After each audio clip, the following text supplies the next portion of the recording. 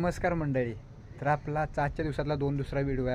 आपण चाललेलो आहे श्री स्वामी समर्थांच्या मठामध्ये आणि स्वामी समर्थांचा मठ इथे जवळपासच आहे आपल्याला.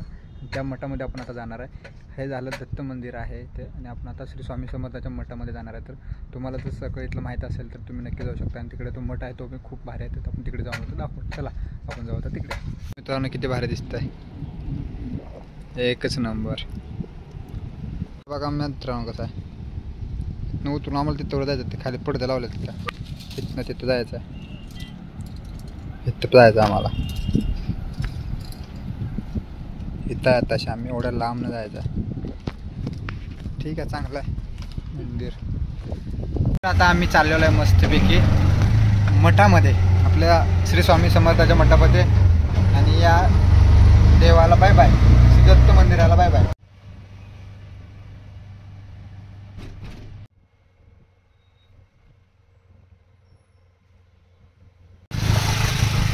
इथून आता जायचं आपल्याला मठाकडे.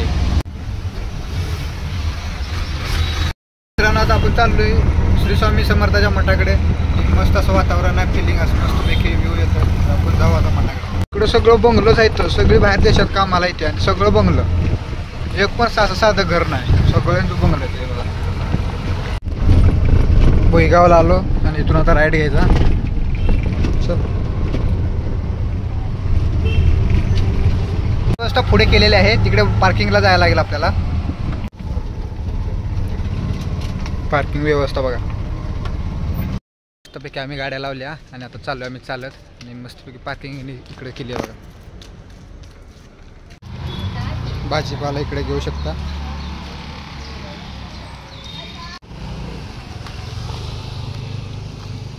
मी आता लाईनीला आम्ही उभा राहतो.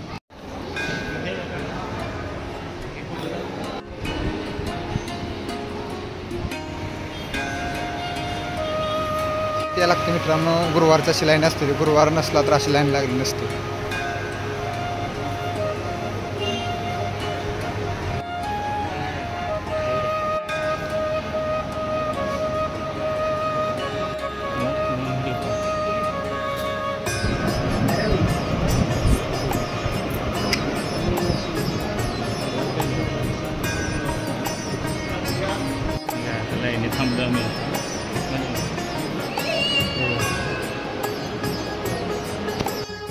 थांबलोय आता.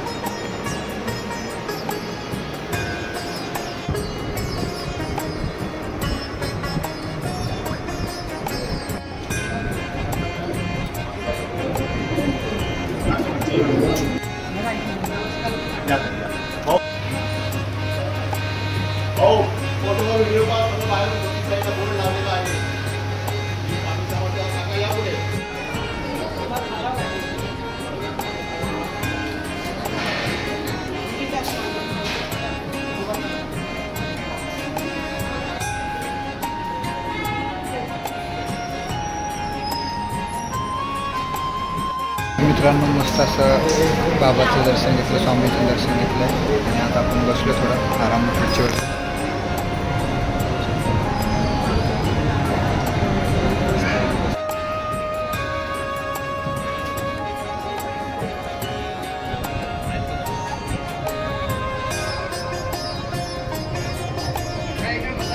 इकडे महाप्रसादाची सोय होती. आम्ही तिकडे महाप्रसादाकडे चाललेलो होतो. मग लाईन लागली होती, आम्ही लाईनीमध्ये उभा राहिलो. लाईनीमध्ये आम्ही प्रसाद घेतला. तर काही होतं ते तुम्हाला लवकरच कळेल.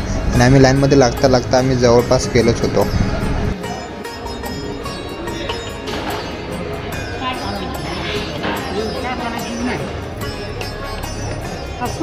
दोन आहेत काही